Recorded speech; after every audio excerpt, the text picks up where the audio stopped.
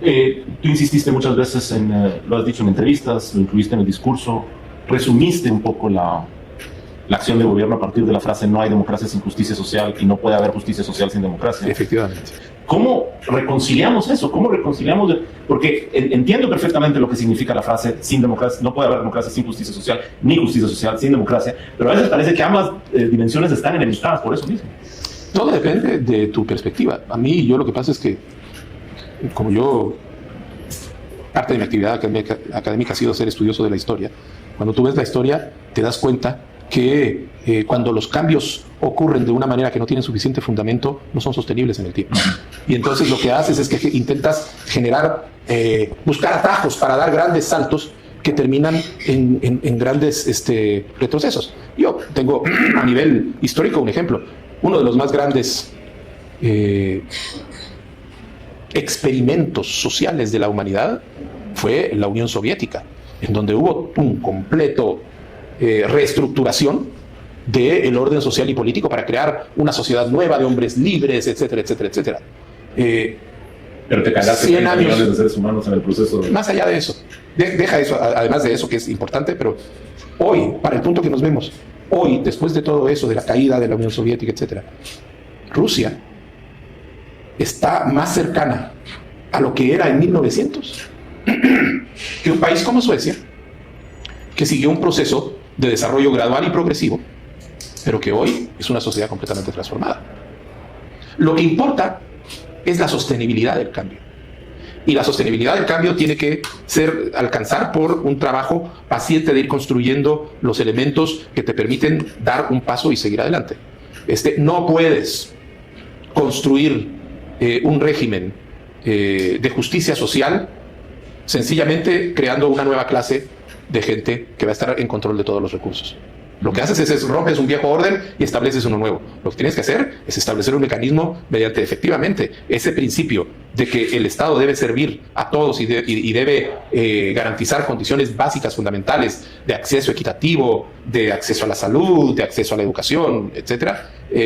Eso se arregla y se alcanza a través de un proceso de desarrollo que toma tiempo, que toma décadas, pero que cuando lo vas construyendo de esa manera es sostenible.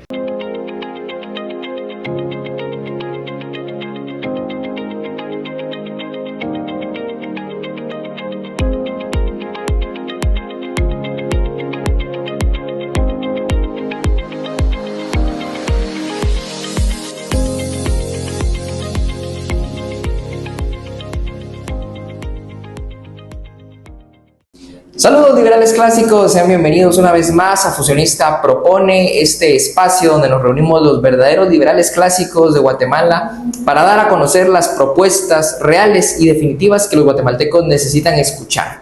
Y en esta oportunidad, pues bien, a diferencia de otras semanas, vamos a estar hablando de temas políticos, siempre en esa misma sintonía, pero no necesariamente de aspectos tan coyunturales. Recientemente ha sido realizada una entrevista al presidente de la República, el presidente Bernardo Arévalo, por parte del equipo de Tangente, y pues nos parece oportuno responder a algunas de las afirmaciones que el presidente hace mención en esa entrevista.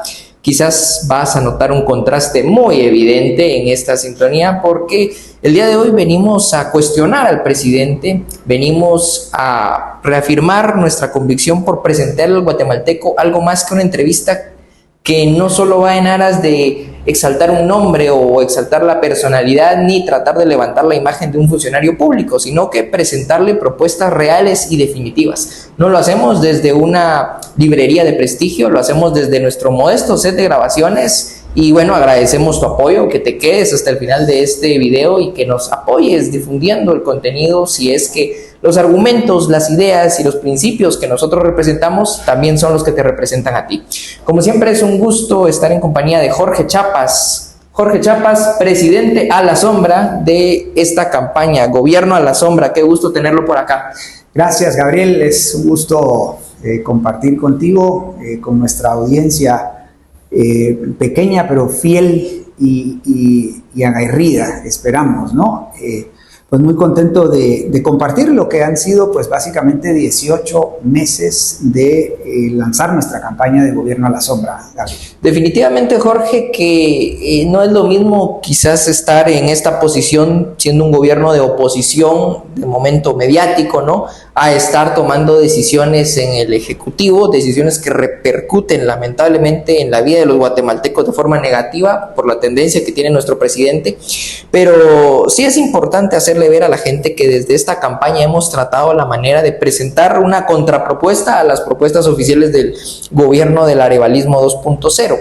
Y en esa sintonía me gustaría saber cuál ha sido su análisis en torno a estos 18 meses, ¿no? Ya lo decía, nosotros no estamos ejerciendo el poder, queremos ejercerlo definitivamente, pero han sido 18 meses que nos han golpeado a los guatemaltecos de bien en los bolsillos, lamentablemente, y nos seguirán golpeando en otras esferas, pero ¿cuál ha sido su análisis en torno a estos 18 meses en base a la gestión del presidente Arévalo?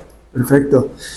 Bueno, pues mira, esta campaña y este trabajo mediático de intentar ser un gobierno a la sombra, un gobierno de oposición real o al menos auténtico, aunque no en el ejercicio del poder, pues ha sido un ejercicio muy aleccionador, ¿no? Muy importante, especialmente para quienes ejercemos la vocería de este proyecto político, porque pues nos ha impulsado a estudiar los fenómenos políticos, a clarificar pues básicamente a las izquierdas, a las derechas, y nos ha ayudado a enseñar, a inspirar y a comprometer a muchos guatemaltecos. No hemos crecido como quisiéramos, y esa es tal vez una de las grandes conclusiones, porque el proyecto de transición del sistema estatista predominante a un sistema de capitalismo liberal pues es muy ambicioso, es un proyecto de mediano a largo plazo y lamentablemente pues una vasta mayoría de guatemaltecos no supera estas microambiciones, solemos decir nosotros, ¿no?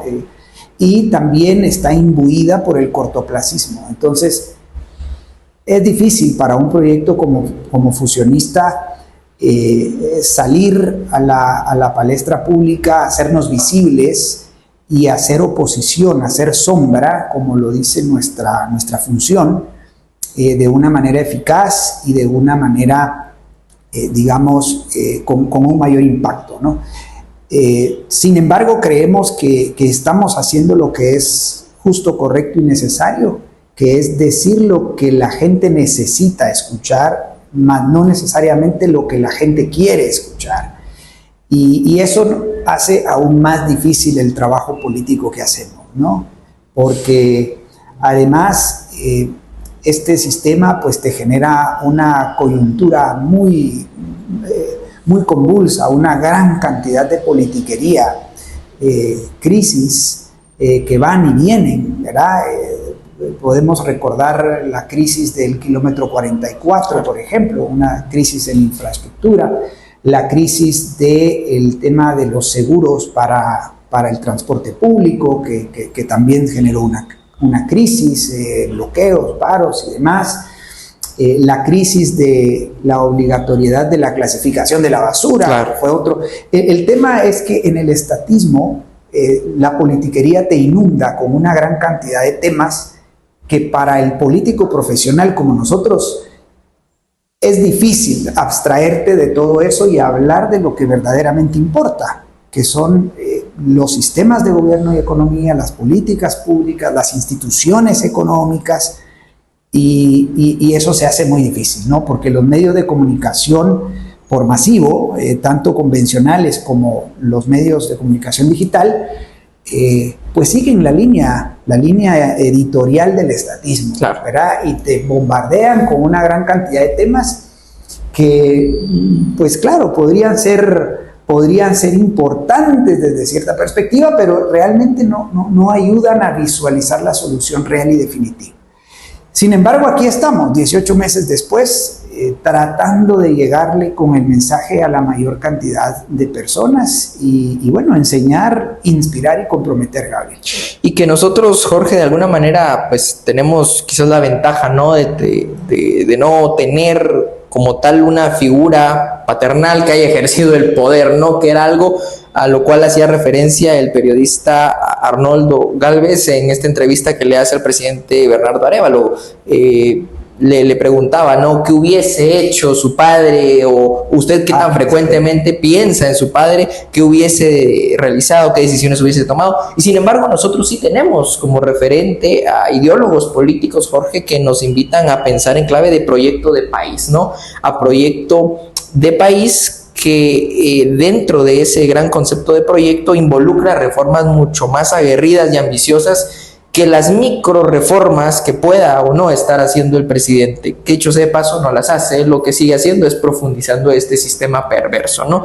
Y derivado de eso, pues bien, en esa entrevista él hace referencia a algunas victorias, creo que de alguna manera trata de explicar cómo las mismas coyunturas tan convulsas y las coyunturas en torno a la judicialización política nublan esas aparentes victorias. Él hace referencia al tema de la educación, al tema de la lucha por la democracia, al tema de la formación y de la política. Bueno, son temas que a lo mejor y vale la pena ir desmenuzando, ¿no? En particular, me llamaba la atención el presidente Bernardo Arévalo, pues se ha presentado ante la sociedad civil, a diferencia de otros politiqueros, como un académico, ¿no? Y en esa entrevista él resalta el hecho de que pues bien, la academia y la política no debiesen de estar del todo separadas, al contrario, debiesen de ir en una misma sintonía. A nosotros, Jorge, se nos tacha a veces de que somos muy académicos, ¿no? Y sin embargo, hacemos la labor de ejercer la política.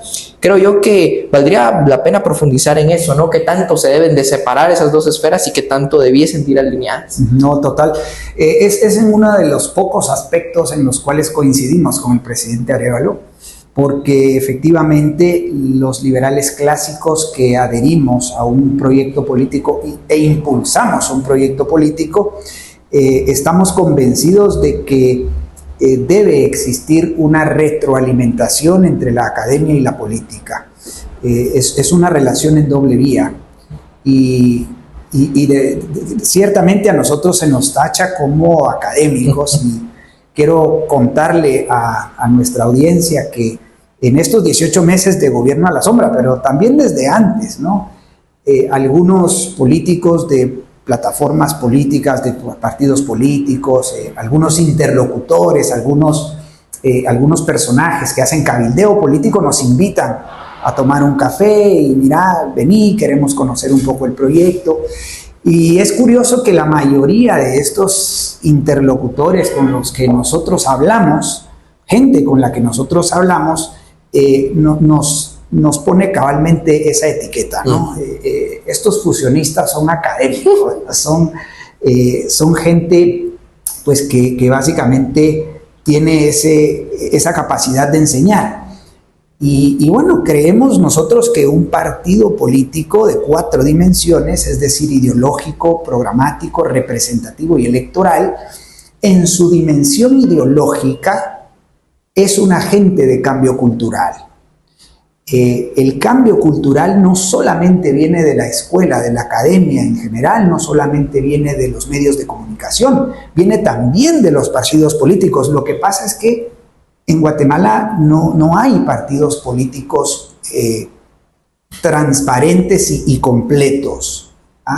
Lo que hay son plataformas electorales que cada 4 años emergen y bueno, son plataformas populistas que no se ocupan de la formación de cuadros, de liderazgos territoriales, precisamente porque la ley electoral y de partidos políticos no genera esos incentivos, sino que genera incentivos solamente para acarrear gente, acarrear firmas y bueno, tratar de hacer una campaña electoral populista donde ganes 1,5 millones, 2 millones de votos y listo, llegas a la presidencia.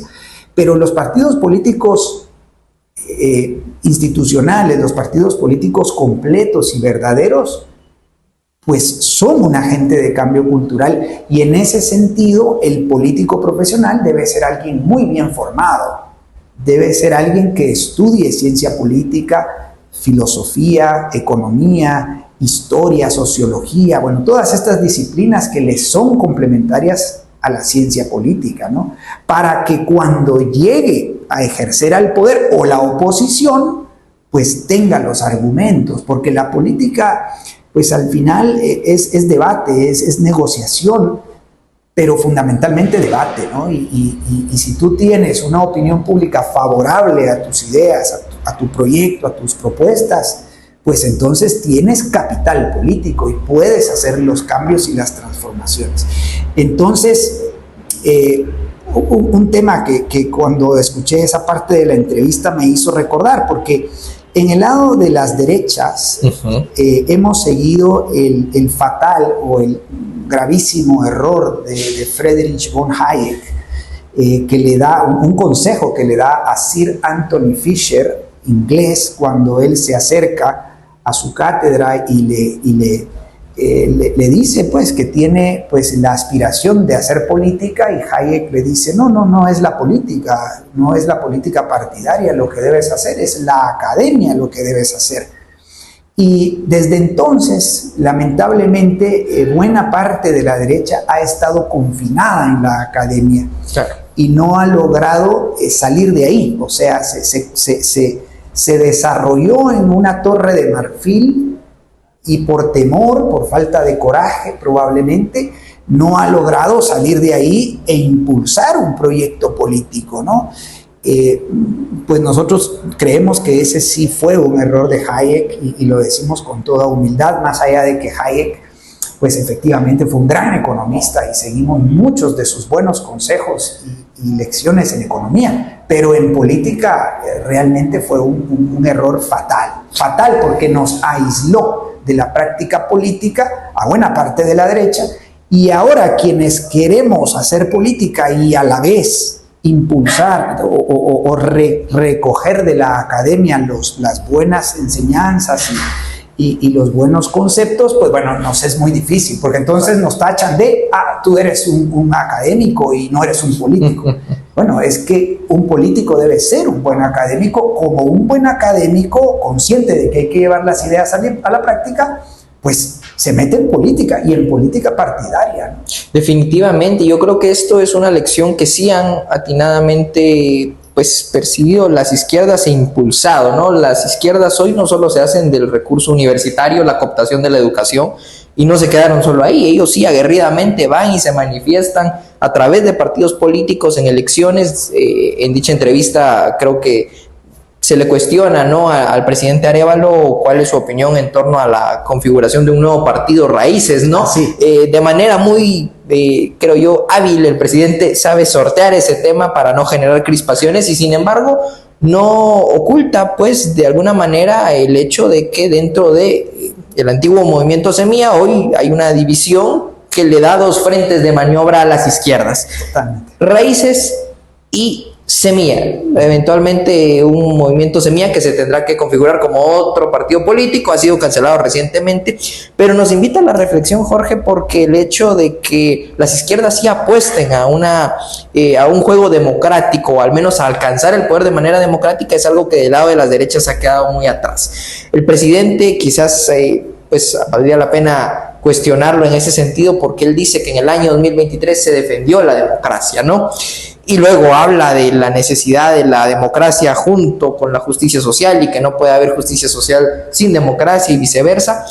Pero creo que también hay que afilar ahí, porque nosotros somos afines a la democracia, Jorge, a un tipo de democracia que vale la pena presentársela a nuestra audiencia, ¿no? Excelente pregunta, Gabriel. Sí, mira, el presidente Bernardo Arévalo es de izquierdas, ¿sí? Nosotros, nuestro proyecto es un proyecto de derechas. Apostamos por la transición del estatismo empobrecedor al capitalismo para todos.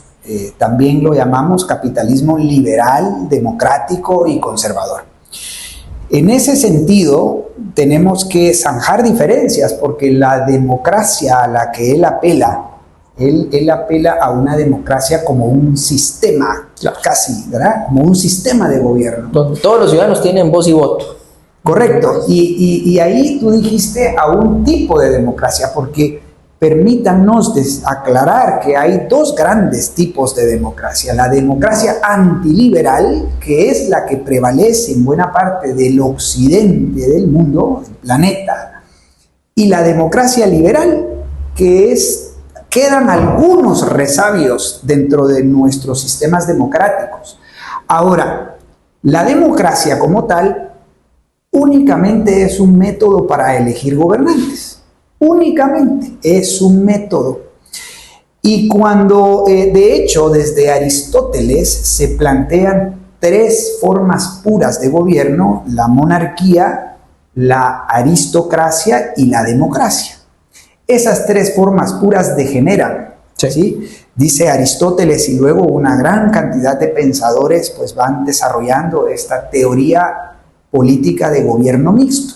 Porque la democracia, la monarquía en su estado puro degenera en dictaduras o tiranías. Depende de la ideología política, ¿no? Por lo general, las dictaduras son de derechas, mientras que las tiranías son de izquierdas. La aristocracia, cuando degenera, se convierte en oligarquías, que por cierto, también las hay de derechas, como por ejemplo las gremiales y las asociaciones de empresarios que terminan siendo oligarquías mercantilistas. Teniendo privilegios, gozando de privilegios económicos.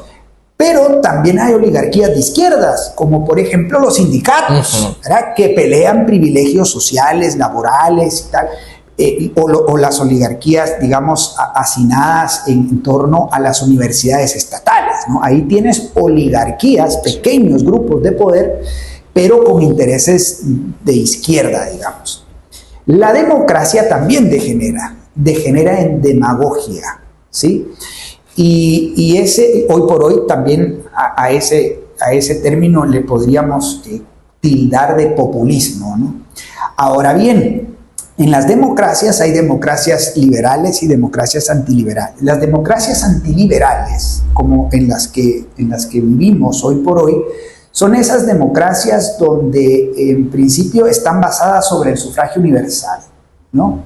Pero ese sufragio universal, que fue un logro de la Revolución Francesa, ese sufragio universal está montado sobre un sistema de gobierno ilimitado en atribuciones, poderes y recursos. Entonces se utiliza el aparato estatal para redistribuir la riqueza y para ganarse a través de ese voto o ese sufragio universal, para ganarse el derecho de mantenerse y de perpetuarse en el poder, para mantener este sistema paternalista, este sistema de gobierno ilimitado en atribuciones, poderes y recursos. Y sobre esa base, pues emergen los derechos de segunda, tercera, cuarta generación, y entonces el sistema democrático se vuelve en un círculo perverso, ¿no? Porque los políticos dependen del sufragio universal para perpetuarse en el poder, y los votantes de alguna manera dependen de los políticos populistas, paternalistas, que tienen que mantenerlos vivos, digamos, sí, y sobreviven básicamente. Es un sistema que se autodepreda básicamente, ¿no? A costa de las clases medias y eventualmente de las clases más ricas del país.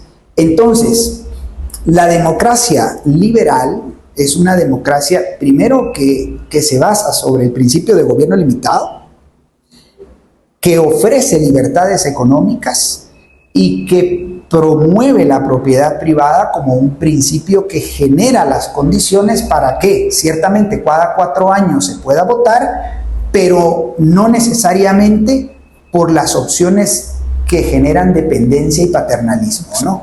Es la democracia limitada donde se protegen los derechos individuales a la vida, a la libertad y a la propiedad, y donde yo no puedo tratar de vulnerar los derechos individuales de los demás a costa de ciertas condiciones, digamos, materiales a las cuales yo aspiro.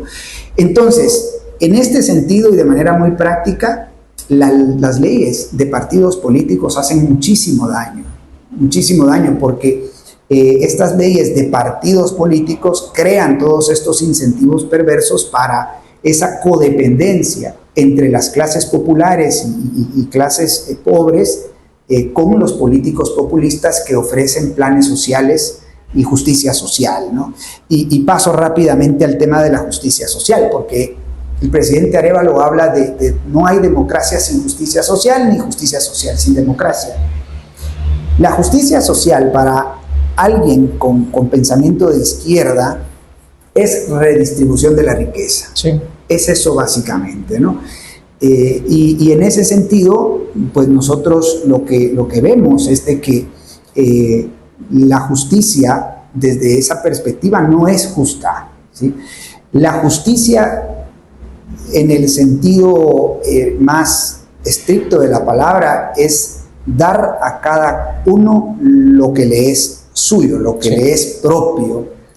Y en ese sentido, pues el único sistema capaz de ofrecer un sistema de justicia justo, valga la redundancia, es un sistema de gobierno limitado.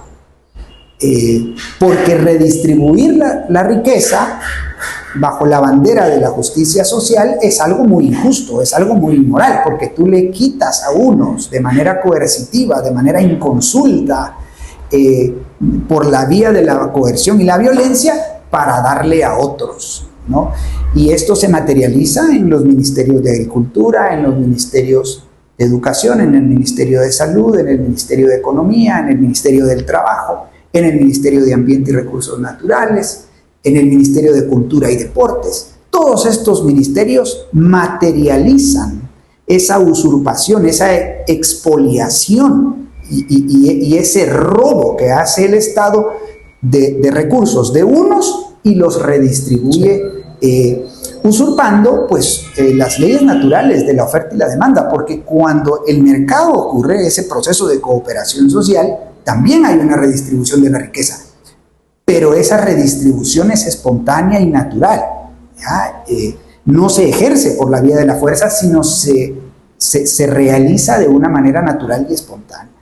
Entonces ahí, pues obviamente los liberales clásicos tenemos que zanjar una gran diferencia, porque la bandera de la democracia del presidente Bernardo Arévalo y del oficialismo pues ha sido enarbolada varias veces y tenemos que aclarar que él apunta a la democracia antiliberal y apunta a la justicia social, que más bien es redistribución de la riqueza de manera coercitiva e inmoral. Definitivamente, y apunta sobre todo a seguir aplicando las mismas prácticas que no le son ajenas a los anteriores gobernantes, a pesar de que en cada entrevista o en cada comunicación que él pues manifiesta, trata de desmarcarse de la tendencia que venían siguiendo los anteriores presidentes de este país, y sin embargo sigue profundizando el sistema y no haciendo los cambios genuinos que Guatemala necesita. Y aún así, Jorge, anhela ser como Suecia, ¿no? Anhela llegar a ser como esos países nórdicos con economías o que en algún punto tuvieron economías de libre mercado, hoy cada vez más sucumben ante el estado de bienestar, pero el presidente ve a Guatemala como una Suecia, y sin embargo en la práctica nosotros seguimos viendo pues un alza en la criminalidad, seguimos viendo pobreza en muchas partes del país y no vemos esas transformaciones necesarias. Creo yo que es importante dejarle un mensaje a la gente de que del presidente Bernardo Arévalo, de Movimiento Semilla y de cualquier estatista que siga replicando ese tipo de políticas públicas, no van a venir los cambios. Y él, digamos, trata de justificar sus acciones diciendo que está peleando contra la corrupción. Él ha abanderado la lucha contra la corrupción y se ha hecho, creo yo, de la histeria anticorrupción de la gente como su caballito de batalla, ¿no? Él apuntala que está peleando contra ese fenómeno y sin embargo no le pone límites al sistema. Usted ha citado una serie de ministerios. En esa entrevista creo que se le cuestiona únicamente por el Ministerio de Comunicaciones, de Infraestructura y Vivienda, y se le hace pues crítica de cómo no se puede acabar con la corrupción de tajo, ¿no? Y sin embargo creo yo que hay una medida para de verdad, cuando menos disminuir, no erradicar la corrupción, porque nosotros somos transparentes en eso. Sí se puede reducir la corrupción significativamente, pues de una manera mucho más rápida. ¿Cuál es esa solución, Jorge? Buenísimo. Antes de llegar a la solución, me gustaría hacer una acotación sobre esa alusión que el presidente Arévalo hace a Suecia. Porque antes de mencionar Suecia, él habla de la Unión Soviética, ¿no? Y dice, bueno, es que en la Unión Soviética el cambio fue radical y no funcionó. Yo creo que es más, ahí se deja ver ese Bernardo Arévalo con rasgos comunistas, ¿no? Bien claros, porque entonces él dice, hay que hacerlo como Suecia. Él lo que intenta hacer ver es que en Suecia el cambio fue gradual, pero el destino fue el mismo. Y sí, el estado de bienestar de alguna manera, ¿no? Un estado de bienestar que hoy por hoy en los países nórdicos pues es predominante, pero hay que decir que los países nórdicos tuvieron sus veraníos capitalistas, ¿no? Tuvieron sus gobiernos de derecha, tal vez no derecha radical o completa, pero sí fueron o hubo gobernantes, primeros ministros en especial, que hicieron reformas liberalizadoras, ¿no? Yo me ocupé de traer algunos nombres, por ejemplo, en el caso de Noruega, Bondevik, en el caso de Dinamarca, Schløter, y en el caso de Finlandia, Esko Aho, que fueron 3 primeros ministros en la década de los 90 que hicieron privatizaciones, desregulaciones a fondo y abrieron los mercados a la libre competencia. Son las 3 políticas públicas de alguien que se precie ser de derechas. Y es así como estos países crean capital, crean riqueza.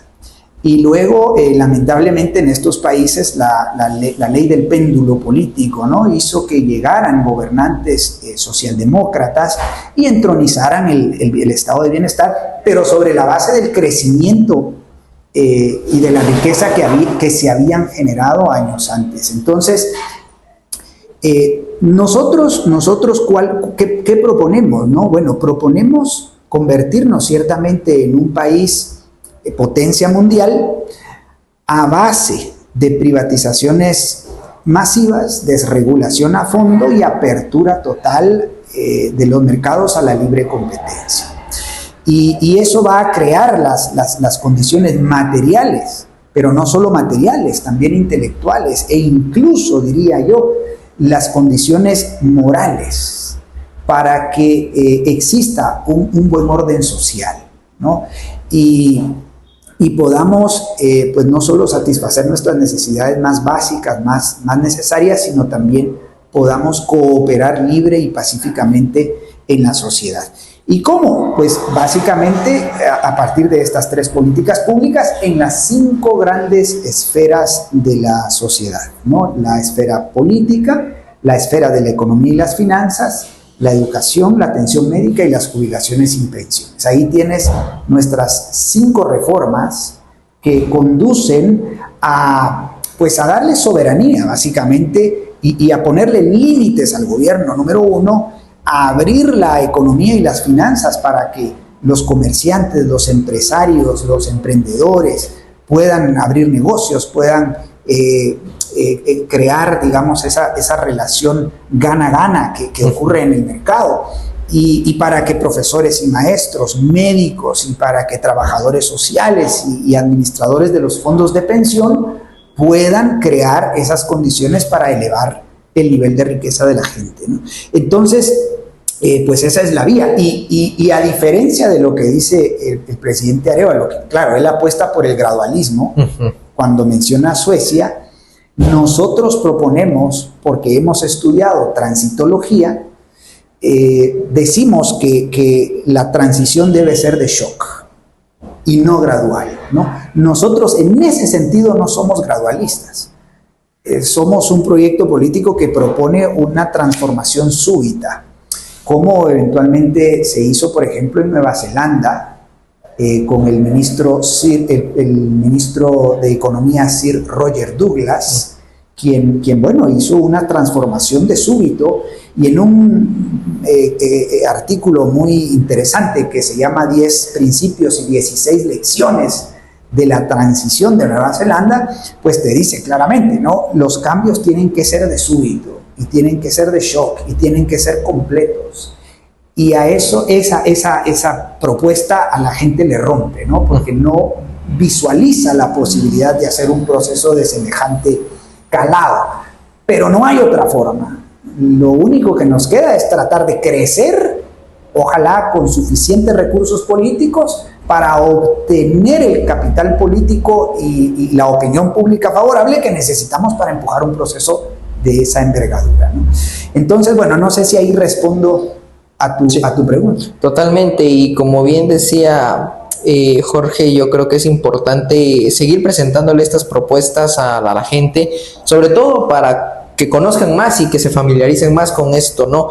No estamos tratando de elevar la personalidad de un candidato a las futuras elecciones, que podría ser la suposición que muchos hagan cuando se le hace una entrevista a alguien.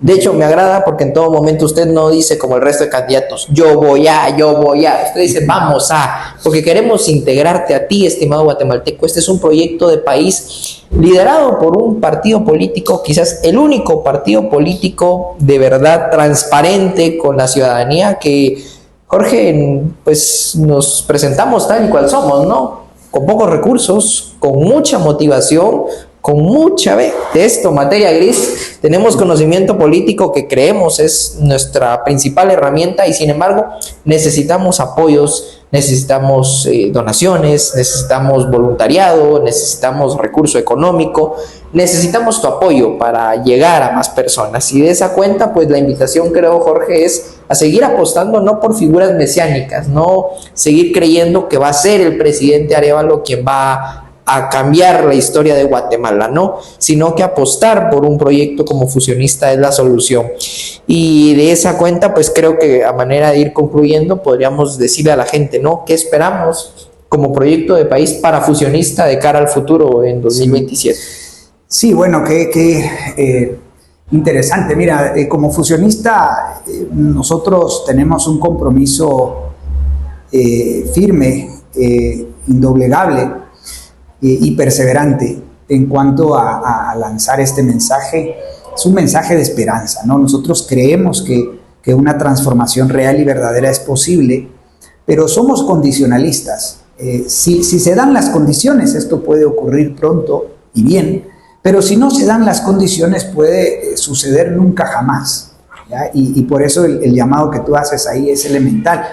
Ahora, creo que sí hay que, para, digamos, tratar de terminar con la entrevista que le hacen al presidente Arévalo, decir claramente que muchos de los proyectos y programas que él desde su ideología política de izquierda, ¿no?, que podríamos calificar de socialdemócrata o bueno, digamos un progresismo, el progresismo, que por cierto lo defiende muy bien Samuel Pérez en una entrevista que le hacen algún día y le dicen, bueno, tú eres comunista, tú eres socialista. Y dice, no, yo soy progresista, ¿no? Pero claro, él se distancia de esos términos, pero en realidad el progresismo no es más que la suma del marxismo clásico o económico con el marxismo cultural. Así que, bueno, son marxistas al fin, y marxistas completos, ¿no? Ahora, él habla, por ejemplo, de que le gustaría ser recordado por las infraestructuras, por ejemplo, ¿no? Y habla de los precios de las medicinas, habla de los precios de la canasta básica, dice que le gustaría ser recordado por el tren, ¿sí? Incluso dice, la gente espera que reduzcamos el tráfico, ¿no? Bueno, problemas tan cotidianos que tienen los guatemaltecos. Luego habla de las cocinas ahorradoras, de leña, de los huertos familiares, del programa de becas, habla de las 15,000 escuelas renovadas, de las 36,000 y cacarea de que en los anteriores gobiernos jamás se habían renovado. Bueno, estimado guatemalteco, esas no son las soluciones reales y definitivas que necesitas tú, que vives, no sé, en Villanueva, o que vives en Zacapulas, Quiché, o que vives en el Adelanto, Jutiapa, o que vives en Poctún, Petén. Esas no son las soluciones que tú necesitas, esas son dádivas, esos son parchecitos, son remedios temporales en el mejor de los casos. Y de verdad, el gobernante y sus ministros y los directores de estos programas y quienes trabajan en estos ministerios te mienten y te hacen codependiente de este sistema, no te dan la responsabilidad, y ellos sabemos que en la naturaleza humana está esa tendencia a rehuir de la responsabilidad, porque todos queremos vivir plácidamente sin hacer esfuerzo. Pero es ahí donde entra quizás el factor teológico, ¿verdad? Nosotros que somos creyentes, yo soy cristiano católico, y es ahí donde pues las enseñanzas bíblicas cristianas nos enseñan a que hay que vencerse a sí mismo. Y si bien es cierto, mi naturaleza me invita al pecado, me invita al error, me invita, cuando yo asumo, digamos, las enseñanzas de Cristo para mi vida, ¿no? Y adhiero a sus mandamientos, pero también a sus leyes, a sus normas para gobierno y para economía. Yo entiendo que debo ser el responsable de la educación de mis hijos, el responsable de atender las enfermedades de mis hijos, el responsable de ahorrar para mi futuro, el responsable de ver que mi parcela, que tal vez tenga en la recta de Patsicía, pues tiene que ser productiva. Y para eso tengo que tener algún capital para comprar mangueras, para comprar semilla, para comprar fertilizantes, pero soy yo el responsable. No tengo que esperar que el gobierno me dé todo y me resuelva toda la vida. Es esa mentalidad con la que tienes que romper, porque si no, los políticos estatistas, como el presidente Bernardo Arevalo, lo que eso es lo que es, y también lo fueron los 3 anteriores, y muy probablemente sean los siguientes, pues van a seguir faltándote el respeto y van a seguir robándote la dignidad de que seas tú el que comande, el que lidere tu propia vida, ¿no? Entonces, pues yo quiero aclarar eso y quiero quizás decir que cómo nos gustaría que nos recuerden. Bueno, que nos recuerden siempre, porque nosotros somos un proyecto político que nace, pero que realmente no espera, yo creo, pues, y anhelo, no espera morir. O sea, es un proyecto político que yo ojalá le pido a Dios que sea de muchísimos años, ¿verdad? Y cuando algún día logremos hacer este cambio de sistema y logremos implementar la derogación de las leyes malas y las 5 reformas, pues nuestro proyecto se mantenga en el escenario político, preservando, profundizando y manteniendo las reformas, porque el mal nunca duerme, Gabriel, el mal nunca duerme. Sí. Y el mal, como decía un obispo de antaño, el mal, o en este caso el socialismo y el comunismo, se viste con piel de oveja, ¿no?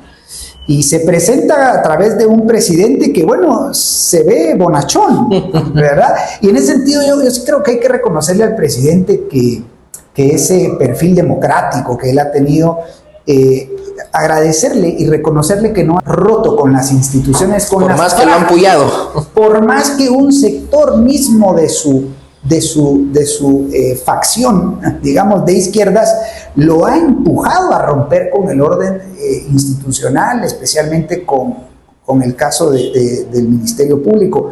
Yo creo que hay que reconocerle que en ese sentido él no ha tenido esas ínfulas violentas y en ese sentido, pues la verdad es que nosotros lo reconocemos porque permite de alguna manera tener la esperanza de que algo podemos hacer en un futuro, ¿no? Así que bueno, seguiremos aquí haciendo gobierno a la sombra y cuando nos toque que ejercer el gobierno, esperamos y nos comprometemos a ejercerlo con la total entereza y consistencia como lo hemos venido haciendo ya casi en los últimos 10 años, Gabriel.